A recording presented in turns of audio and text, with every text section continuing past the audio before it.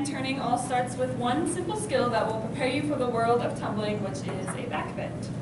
Today I will successfully show you how to prepare to do a back bend, taking into account that many of you are in sports like basketball, softball, baseball, etc. We have one in dance. But I assume you've done a back bend, but I assume the rest of you probably haven't attempted a back bend or even a bridge at all. So this might be important to you all because I feel like many people want to learn how to flip. It's just a cool thing to learn how to do, and this all starts with the back bend. And other than that, it's just really cool to know how to do something that your friends don't know, so it's kind of bragging rights. I've been cheering for many years of my life. I've been cheering All-Star for 3 years, and before that I cheered at my middle school when I went to King Galvin, and I've been doing cheer clinics since I was about 5. So this is all that I've known for practically my entire life. So this skill could take anywhere from a few days to a few months to learn. It just kind of depends on how you are. Some people learn it very fast and some people don't. A lot of it is mentality. If you tell yourself that you can't stand up and put your hands back onto the floor, then you're not going to be able to. If you tell yourself that you can and you know how to do it correctly, then you should be able to eventually learn how to do it quicker than other people can. So in the next few minutes, I will explain and demonstrate how to prepare by stretching and doing bridges, and then finally I will demonstrate how to do the back bend as a whole. So approaching a back bend all starts with the prep.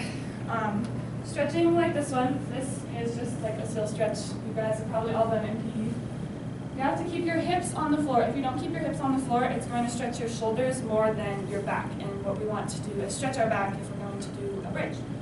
So you need to make sure to keep your shoulders on, or your hands on the floor and your hips as close to the ground as you can. Otherwise you won't get a good stretch. And then second,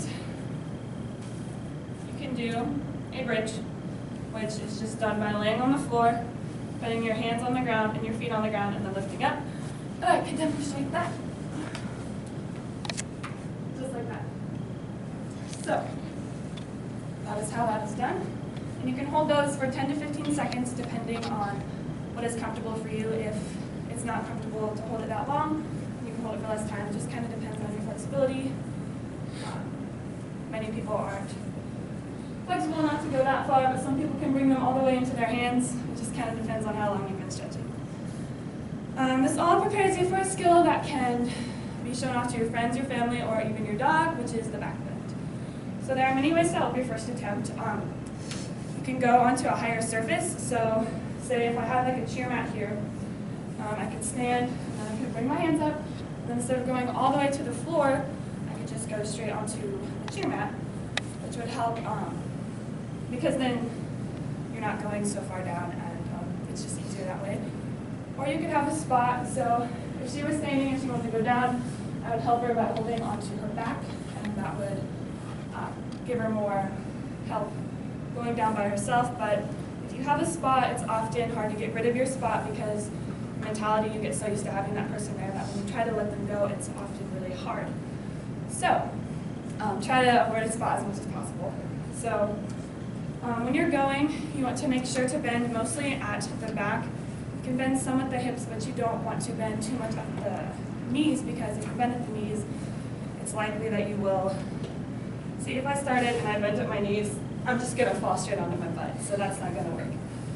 All right, so now we are going to show you. So after you put your hands up, and you want to have your hands by your ears. If you don't have your hands by your ears, it's not going to work.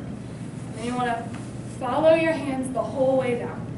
So once you start, if you don't follow your hands the whole way down, it's likely that your head is going to keep going forward, and then you're not going to be able to land on the floor. So once that's done, just place your hands on the floor, and you are good to go. So now I will demonstrate.